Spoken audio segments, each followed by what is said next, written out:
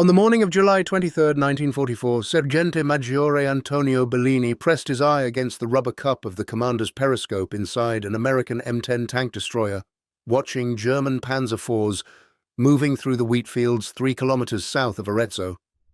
His hands were shaking. Not from fear, though fear was certainly present, but from the strange unreality of commanding an enemy machine that his own army had captured intact 6 days earlier. The M10 smelled wrong. American vehicles had a distinctive odor, a combination of different lubricants, different fuel, different metal treatments than Italian or German equipment. The rubber seals around the turret ring emitted a sharp chemical smell in the July heat.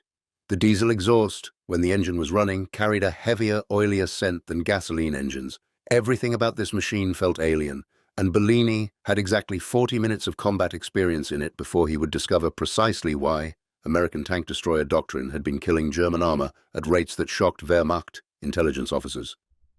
Those 40 minutes would teach Bellini more about American tactical thinking than 2 years of fighting against American forces had revealed. The M10 was not designed like Italian or German tanks. It operated on fundamentally different principles. Those principles, Bellini would learn, made it lethal in ways that standard tanks could never achieve. But understanding those principles would require surviving long enough to see them demonstrated under fire. The question that American tank destroyer crews had been answering since North Africa in 1942 was simple. How do you kill heavily armored German tanks when your own armor cannot protect you? The Italian army, fighting alongside German forces in July 1944, Power was about to learn the American answer. And that answer would fundamentally challenge everything the Regio Esercito understood about armored warfare. 6 months earlier, in January 1944, the Allied landings at Anzio had brought American M10 tank destroyers ashore in significant numbers. The Italian Social Republic, the German puppet state established in northern Italy after the September 1943 armistice, was fielding mixed units of Italian and German troops against the Allied advance. These units encountered M10s regularly during combat operations around the Anzio beachhead and later during the advance toward Rome. Italian tankers, most of whom had trained on Italian-designed vehicles like the M1340 medium tank or captured Soviet T-34s, found American tank destroyers baffling. The M10 had relatively thin armor for its size. Maximum armor thickness was only 57 millimeters on the front of the turret. The hull front was 38 millimeters at 55 degrees. By comparison, a German Panzer IV Ausführung H had 80 millimeters of frontal armor. A Panther had 80 millimeters at 55 degrees, effectively much thicker due to the extreme angle. If you're enjoying this deep dive into the story, hit the subscribe button and let us know in the comments from where in the world you are watching from today. Yet M10s were destroying German tanks at impressive rates. At Anzio, between January and May 1944, American tank destroyer battalions, equipped with M10s, claimed over 200 German armored vehicle kills against losses of approximately 40 M10s. The kill ratio was roughly 5-1 in favor of the Americans. Italian liaison officers attached to German units observed these engagements and reported back to Italian commanders. The reports described M10s that refused to fight like tanks. They would appear suddenly, fire from unexpected positions, then disappear before German tanks could return effective fire. The M10 was built on the chassis of an M4 Sherman tank, but everything above the hull floor was different. Instead of a fully enclosed turret with heavy armor, the M10 had an open-topped turret with thin armor plates angled steeply. The reasoning behind this design was doctrinal, not technical. American tank destroyer doctrine, formalized in 1942 by the Army Ground Forces, emphasized speed and firepower over armor protection. Tank destroyers were not supposed to fight other tanks in stand-up engagements. They were supposed to ambush German armor from prepared positions, destroy enemy tanks quickly, with superior firepower, then relocate before German forces could coordinate a response. The open turret reduced weight, allowing faster turret traverse and better visibility for the crew. The thin armor reduced overall vehicle weight, permitting higher road speeds. The M10 could reach 48 kilometers per hour on roads, significantly faster than most German tanks. The main armament was a 3-inch M7 gun, essentially a 76.2mm high-velocity gun adapted from an anti-aircraft weapon. The M7 fired armor-piercing rounds with a muzzle velocity of 792 meters per second. At 500 meters range, the standard M62 armor-piercing round could penetrate approximately 100 millimeters of homogeneous armor plate at 30 degrees angle. This was sufficient to defeat the frontal armor of a Panzer IV at combat ranges and the side armor of even a Panther. Italian Army intelligence officers studying captured American field manuals discovered that American tank destroyer battalions operated under a unique command structure. Tank destroyer battalions were not permanently attached to infantry or armored divisions. They were independent battalions held at corps or army level and committed to battle wherever German armor appeared. This allowed American commanders to concentrate tank destroyer forces rapidly at threatened points. Each M10 tank destroyer battalion consisted of 3 companies, each with 12 M10s, for a total of 36 tank destroyers per battalion, plus 3 more in the battalion headquarters. A full-strength battalion represented significant anti-tank capability that could be shifted across sectors of the front within hours. The doctrine emphasized mobility as the primary defensive characteristic. M10s were not supposed to anchor defensive lines. They were supposed to hunt.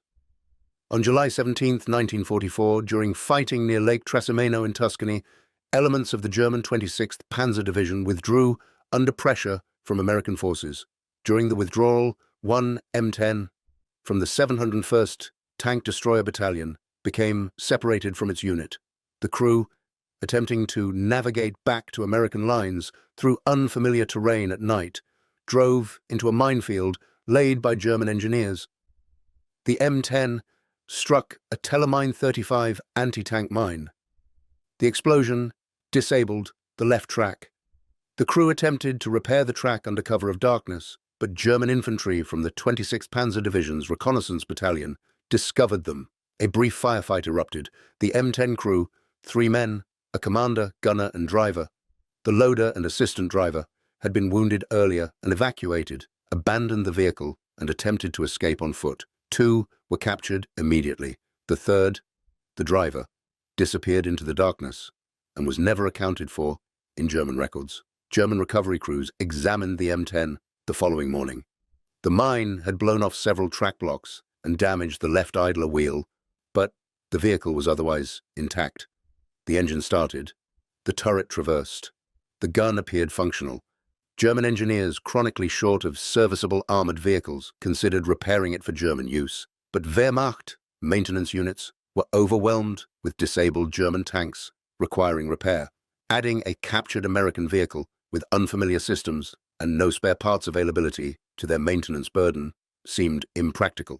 A German liaison officer attached to an Italian unit of the Divisione Corazzata Italiana Centauro, one of several Italian armored units serving with German forces in central Italy, suggested the Italians might find the M10 useful. This Centauro division was equipped primarily with Italian M14-41 tanks and captured Soviet T-34s. Both were obsolescent by mid-1944 standards. An M10, even with damaged running gear, represented better firepower than anything else in Italian service. Italian recovery crews from Centauro Division arrived at the capture site on July 19th. They brought a German Berger Panther armored recovery vehicle borrowed from the 26th Panzer Division to tow the M10 to Italian maintenance facilities at Arezzo.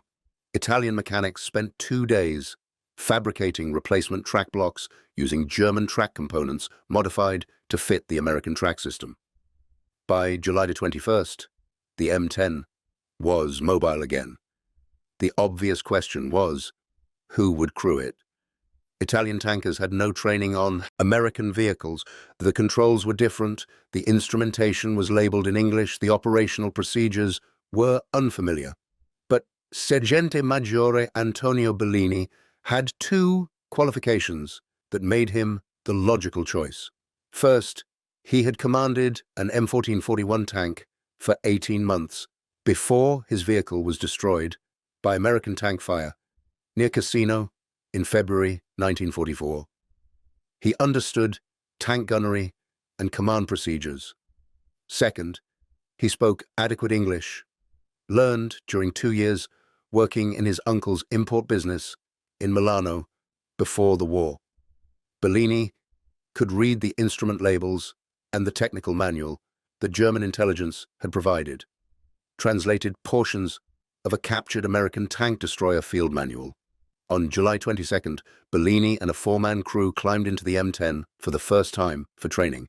The crew consisted of Bellini as commander, Caporale Giuseppe Marini as gunner, Soldato Franco Tessari as loader, Soldato Aldo Ricci as driver, and Soldato Enrico Pavan as assistant driver and radio operator. None of them, except Bellini, had ever been inside an American vehicle. The interior was cramped, despite the open turret. The turret basket, the rotating floor section that moved with the turret, was smaller than Italian tanks. The gun breech dominated the fighting compartment. When the gun was loaded and locked, the breech extended far back into the turret, limiting movement. The gunner sat on the left side of the gun. The commander stood on the right. The loader worked behind the gun, pulling 3-inch rounds from ready racks mounted along the turret walls. The ammunition stowage was different than Italian practice. 42 rounds of 3-inch ammunition were carried in the M10, 18 rounds in the turret-ready racks, 24 more in hull storage below the turret basket. The rounds were heavy, each complete round weighing approximately 6.8 kilograms. The loader had to manhandle these rounds from the racks, lift them into the loading tray, and ram them into the breech. It was physically demanding work, especially under the stress of combat. The driver and assistant driver beat in the front hull, separated from the turret crew by the turret basket ring. Communication between driver and commander was via an intercom system, but the captured M10's intercom was damaged, forcing the crew to communicate by shouting over the engine noise.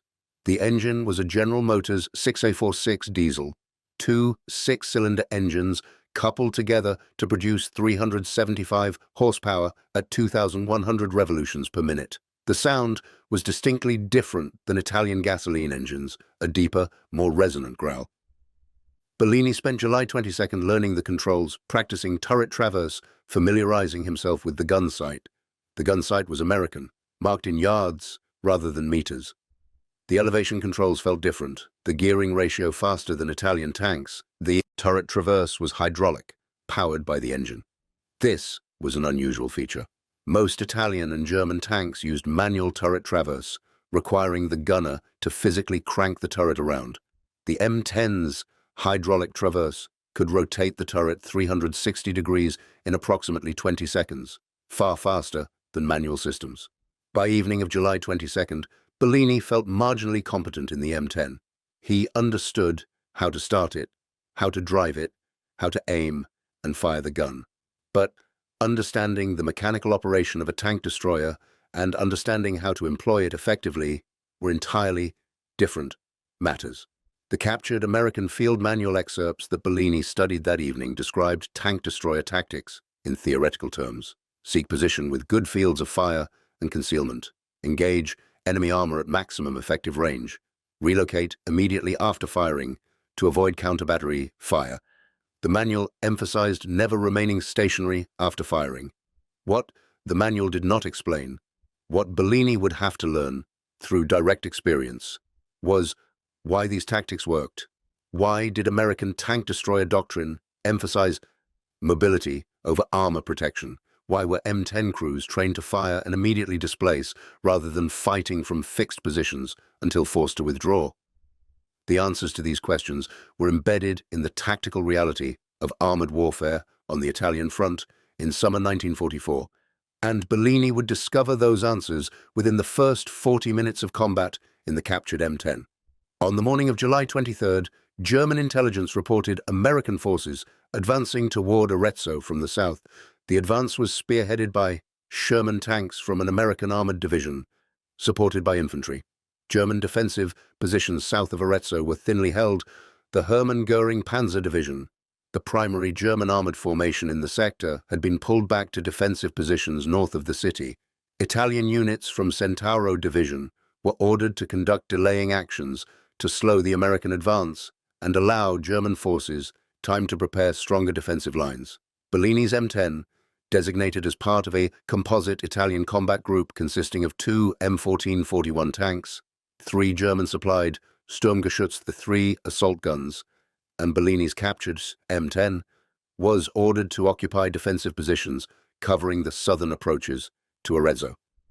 The mission was simple: delay American armor as long as possible without becoming decisively engaged, then withdraw when the position became untenable. It was a sacrificial mission. Everyone understood that. Light Italian armor against American Shermans supported by infantry was not a fight the Italians could win. The objective was to buy time, not to achieve victory. Bellini's crew mounted the M10 at 0630 hours. The engine started after several attempts. The General Motors diesel was cold, reluctant in the cool morning air. Once running, it settled into a steady idle. Ritchie, the driver, engaged the transmission and steered the M10 toward the designated position, approximately 3 kilometers south of Arezzo. The position was on a slight rise, overlooking wheat fields that extended south for several kilometers. Visibility was excellent. The fields were open, providing clear lines of sight but minimal concealment. The 2 M1441 tanks took positions on the left flank, the 3 Stu-G3s positioned on the right, and Bellini placed the M10 in the center, hull down, behind the crest of the rise. From this position, only the turret and gun were visible from the south. The hull was protected by the terrain. This was textbook defensive positioning, exactly what Italian tank doctrine prescribed. Occupy terrain that provided cover and good fields of fire, engage enemy armor at long range, hold the position until forced to withdraw by overwhelming enemy pressure. At 0715 hours, Pavan spotted movement in the wheat fields to the south through his binoculars. 3 kilometers out, maybe slightly more. Dark shapes moving through the grain. American Shermans. Pavan counted 6 M4 Shermans advancing in a loose line formation with infantry following approximately 200 meters behind the tanks. The Americans were not attempting concealment. They were advancing openly, confident in their numerical and tactical superiority. Bellini studied the approaching tanks through his commander's periscope. 6 Shermans, probably from a medium tank company. Each Sherman mounted a 75mm M3 gun, adequate against Italian and light German armor, but the Shermans themselves were vulnerable to the M10's 3-inch gun. The engagement geometry favored the defenders. The Italians occupied elevated terrain with prepared positions. The Americans were advancing across open ground with no cover. A competent defensive force could inflict significant casualties before withdrawing. Bellini made the tactical decision that his training prescribed. He would wait until the Shermans closed to approximately 1,000 meters, then open fire.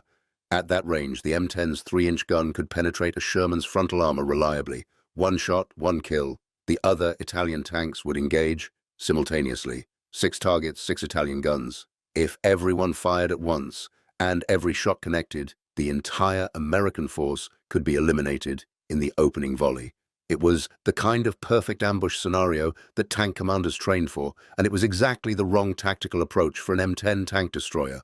What Bellini did not yet understand, what he was about to learn through violent demonstration, was that American tank destroyer doctrine was built on principles that contradicted everything Italian and German tank doctrine taught. Bellini was thinking like a tank commander, focusing on achieving a decisive engagement from a strong defensive position. American tank destroyer crews were trained to think differently. They were trained to inflict damage and survive, not to hold ground and die. The fundamental difference between a tank and a tank destroyer, The conceptual gap that separated American tactical thinking from European approaches was about to become catastrophically clear, and Bellini had approximately 35 minutes remaining to discover why the Americans had designed the M10 with thin armor and an open turret, why they emphasized mobility over protection, and why every tactical instinct his Italian training had given him was wrong for this vehicle. The Shermans continued their advance. Bellini watched them close the range. 2,000 meters, 1,800 meters, 1,500 meters. The Italian commander of the composite group, a captain whose M1441 was positioned on the left flank, radioed the order to hold fire until the Americans reached 1,000 meters. Standard Italian doctrine: wait for the optimal firing solution, then destroy the enemy with massed fire from prepared positions. Bellini acknowledged the order. His gunner, Marini, tracked the lead Sherman through the M10's telescopic sight. The crosshairs settled on the Sherman's frontal armor, just below the turret ring where the hull armor was thinnest. At 1,000 meters, the 3-inch gun could punch through that armor plate easily. Marini's finger rested on the trigger, waiting for the command to fire. But something was wrong.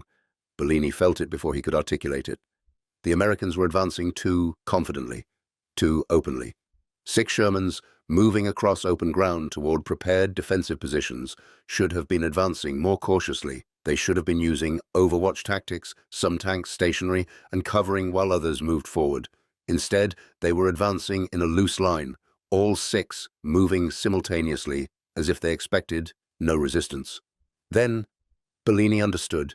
The Americans knew the Italian positions were here. They had aerial reconnaissance. They had artillery observers. They knew exactly where the Italian tanks were positioned. This was not a cautious advance into unknown territory.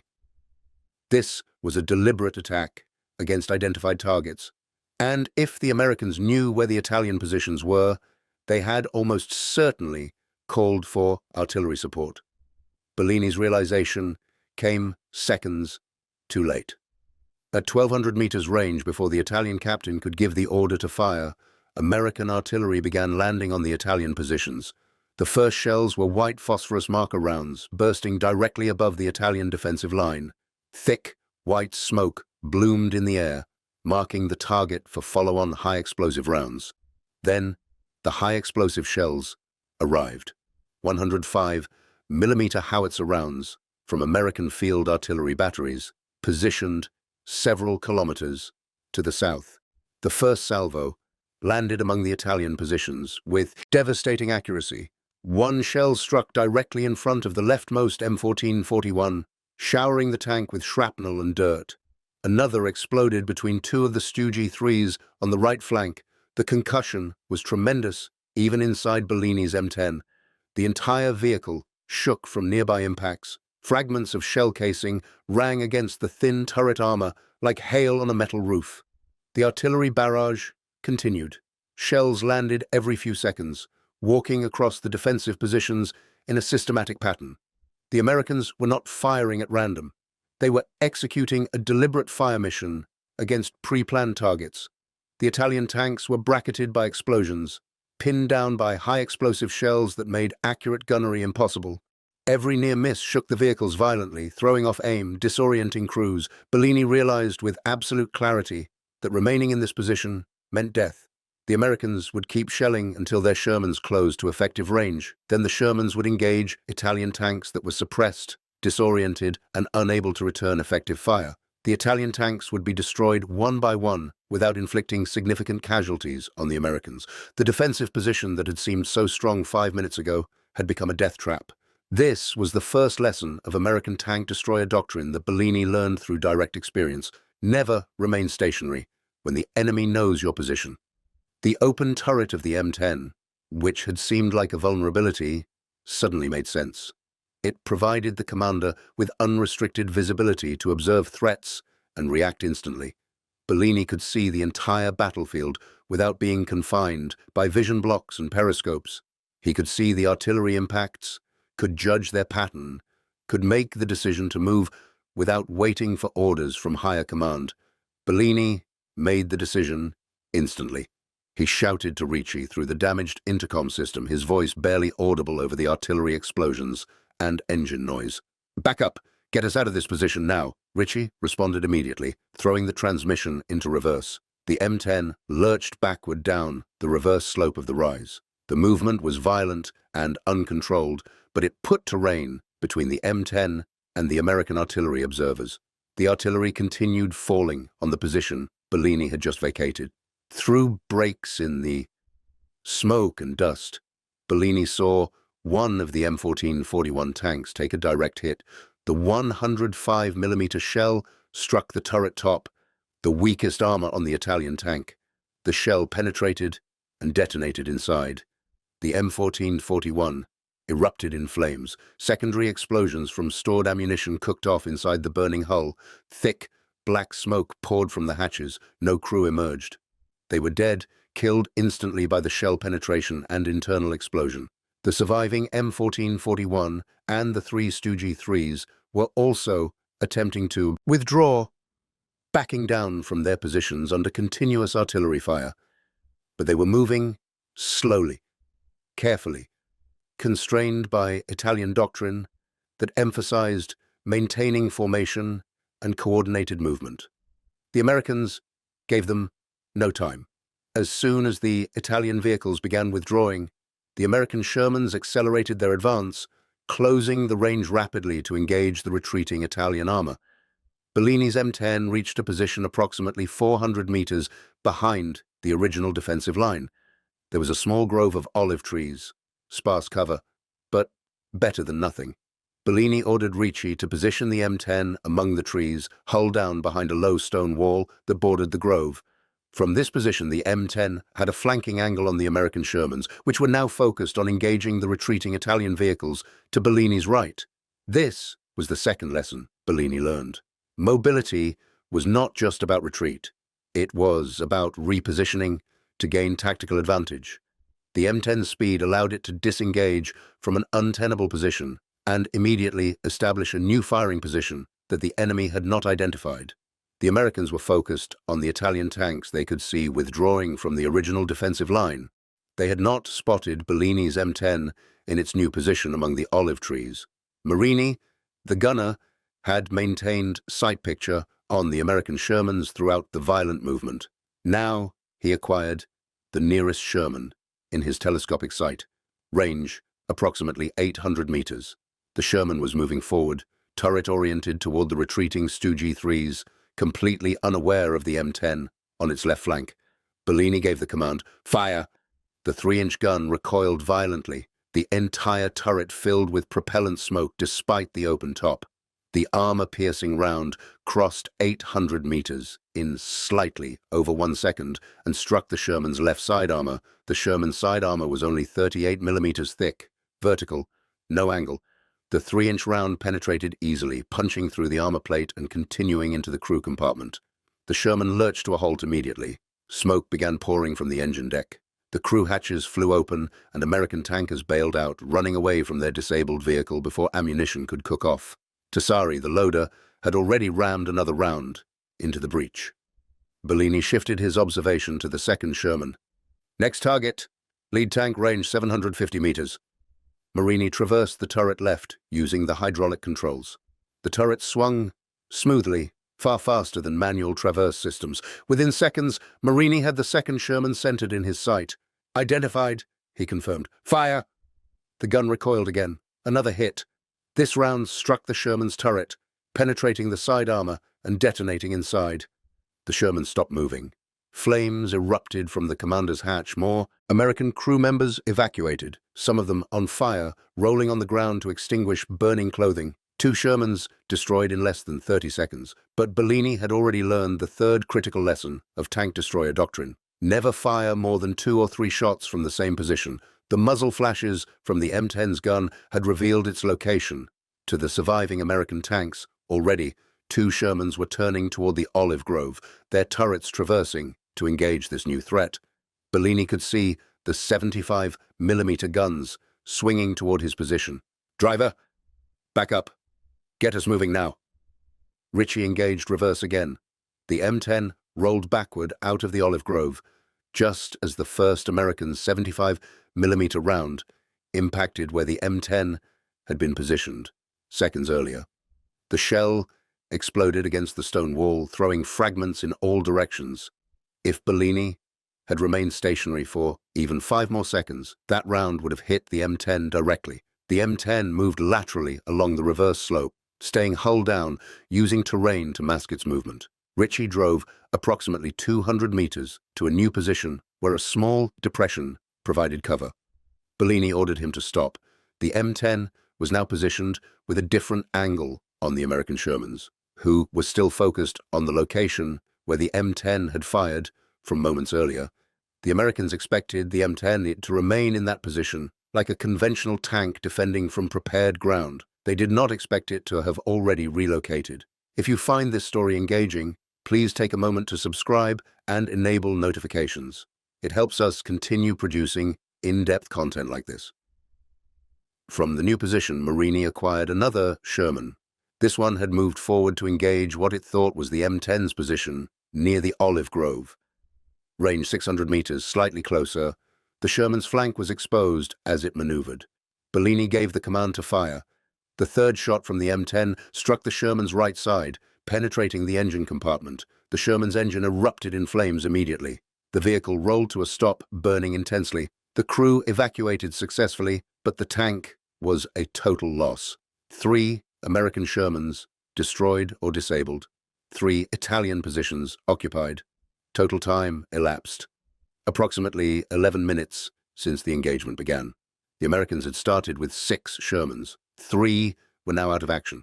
The remaining 3 American tanks, recognizing they were taking casualties from an unseen threat, began withdrawing. They moved backward in overwatch, 2 tanks covering while 1 moved, standard tactical retreat under fire. The American infantry that had been following the Shermans had also gone to ground, taking cover in the wheat fields. Without tank support, the infantry advance had stalled. The American attack had been disrupted. The Italian mission to delay the American advance had been achieved, not by holding the prepared defensive positions as Italian doctrine prescribed, but by abandoning those positions immediately when they became untenable and fighting a mobile engagement that exploited the M10's speed and firepower. Bellini ordered Ritchie to withdraw. The M10 backed away from its firing position and moved north toward Arezzo. The surviving Italian vehicles, 1 M4041 and 2 of the 3 Stu G3s, were also withdrawing. The third Stu G had been destroyed by an American tank fire during the engagement. The Italian captain, commanding the composite group, radioed acknowledgement of the withdrawal order. The voice on the radio sounded shaken. He had lost half his force in less than 15 minutes of combat. As Bellini's M10 moved away from the engagement area, he reflected on what he had learned. The M10 tank destroyer was designed for exactly the kind of fight he had just experienced. It was not built to hold ground. It was built to inflict casualties and survive. The thin armor was not a design flaw. It was an acceptance of reality. No amount of armor could protect a vehicle from modern anti-tank weapons and artillery. The Germans had learned this with their heavily armored Panthers and Tigers, which, despite their impressive armor protection, were being destroyed regularly by Allied forces using tactics rather than superior firepower. The open turret, which seemed vulnerable, provided the commander with situational awareness that closed turret tanks could not match. Bellini had been able to see the artillery impact pattern, make the decision to move, and observe new firing positions without being constrained by limited vision ports. The hydraulic turret traverse allowed rapid engagement of multiple targets from positions the enemy did not expect. The diesel engine and relatively light weight gave the M10 mobility that heavier tanks could not achieve. American tank destroyer doctrine was not about standing and fighting. It was about shooting and moving. Fire from an unexpected position. Destroy enemy armor before they can respond effectively. Relocate immediately before counter-battery fire arrives. Never give the enemy a stationary target. Never fight from positions that the enemy has identified. Never remain engaged longer than necessary to achieve the immediate tactical objective. These principles contradicted everything Bellini had been taught in Italian tank training. Italian doctrine emphasized holding prepared positions. achieving local superiority through concentrated fire, maintaining cohesive formations. German doctrine was similar, focused on achieving decisive engagement through superior positioning and firepower. Both approaches assumed that armor protection and prepared positions provided survivability. The Americans had rejected those assumptions entirely. They designed the M10 on the premise that survivability came from not being hit, not from being able to absorb hits. They trained tank destroyer crews to think of their vehicles as mobile anti-tank guns, not as tanks. The psychological difference was profound. A tank crew fought to hold ground. A tank destroyer crew fought to kill enemy armor and survive to fight again. One approach led to high casualties, achieving territorial objectives. The other approach led to favorable kill ratios and preserved combat power. By the time Bellini's M10 reached the outskirts of Arezzo at approximately 0900 hours, the engagement had been over for nearly 20 minutes. The crew dismounted and examined their vehicle. The M10 had taken no hits. The thin armor that seemed so inadequate had not been tested because the M10 had never remained stationary long enough for American tanks to achieve accurate fire solutions. The open turret that seemed like a vulnerability had provided the visibility Bellini needed to fight effectively. German liaison officers debriefed Bellini that afternoon. They were particularly interested in his assessment of American tank destroyer tactics. Bellini explained what he had learned. The Americans did not fight like European tankers. They used mobility as their primary defensive characteristic. They fired and moved constantly. They never committed to decisive engagements from fixed positions. They accepted that their armor could not protect them and compensated with tactics that minimized exposure to enemy fire. The German officers took notes but seemed skeptical. One officer, a major from the German Panzer Division, argued that such tactics were fundamentally defensive and could not achieve decisive victories. Bellini disagreed respectfully. The Americans had stopped the Italian delaying force, inflicted significant casualties, and achieved their objective of advancing toward Arezzo. They had done this while losing fewer tanks than the defending force. That was not defensive fighting. That was effective fighting. The debate was never resolved. German doctrine remained focused on achieving decisive engagements through superior positioning and firepower. American doctrine continued emphasizing mobility and survivability over armor protection. But for the Italian tankers who fought in captured American vehicles during the final year of the war, the lesson was clear. The M10 tank destroyer was lethal, not because of its armor or its gun, though both were adequate. It was lethal because the tactical doctrine that governed its employment was built on realistic assessment of modern armored warfare. Bellini continued commanding the captured M10 through August 1944. The vehicle participated in several more engagements during the German withdrawal toward the Gothic Line in northern Tuscany. Each engagement reinforced the lessons Bellini had learned during those first 40 minutes of combat. Fire from unexpected positions, relocate immediately after firing, never remain stationary when the enemy knows your location, use mobility to achieve tactical advantage rather than relying on armor for protection. The M10 was finally disabled on September 3, 1944, during a fighting near Pistoia, not by enemy fire but by mechanical failure. The transmission, which had been showing signs of wear for weeks, failed completely during a tactical movement. The vehicle rolled to a stop and could not be restarted. With no spare parts available and no time to conduct field repairs, the crew abandoned it. Bellini and his crew were reassigned to a German-supplied Studry. They survived the war. After the war, Bellini returned to Milano. He worked in his uncle's import business again, the same business where he had learned English before the war. He rarely discussed his military service. When asked about his experiences, he would say only that he had learned important lessons from driving an American tank destroyer. He never elaborated on what those lessons were. Bellini died in 1989 at age 73. His obituary mentioned his service in the Italian army, but provided no details. The captured M10 that Bellini commanded, abandoned near Pistoia in September 1944, was discovered by advancing American forces later that month.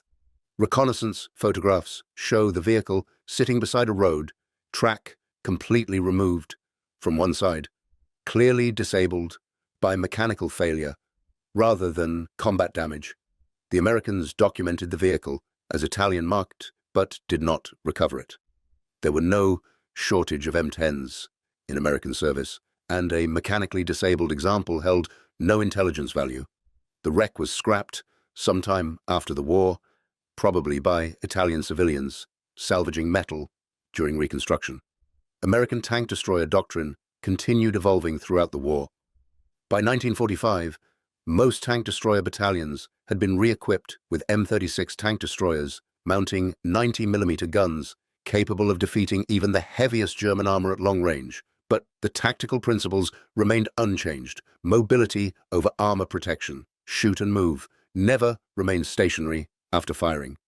These principles had been developed through hard experience in North Africa and refined through campaigns in Sicily, Italy, and Northwest Europe.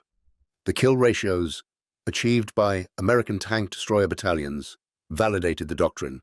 Throughout the Italian campaign, American M10 equipped tank destroyer battalions typically achieved 3-to-1 or better kill ratios against German armor.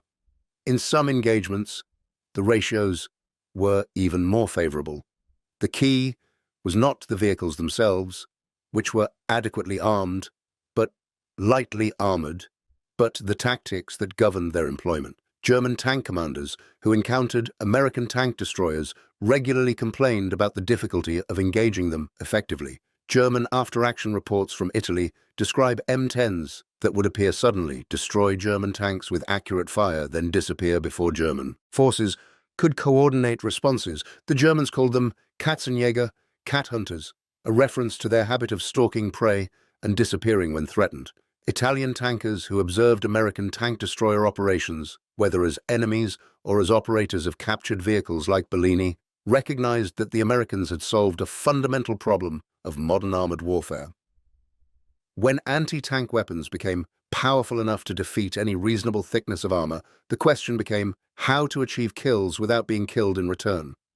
The American answer was tactical: use speed and surprise rather than armor to achieve survivability. Fire from positions the enemy did not expect, relocate before the enemy can respond, trade positional stability for operational flexibility. This was the lesson Bellini learned during 40 minutes of combat in July 1944.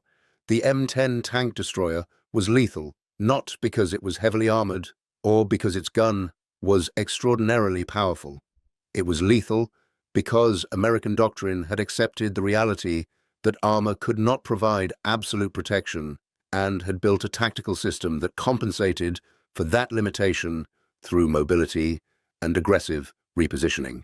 For a tanker trained in European methods, emphasizing prepared positions and decisive engagements, it was a revelation. And it was a revelation purchased through the deaths of Italian crews who fought conventionally against an enemy who had learned to fight differently. Thank you for watching. For more detailed historical breakdowns, check out the other videos on your screen now, and don't forget to subscribe.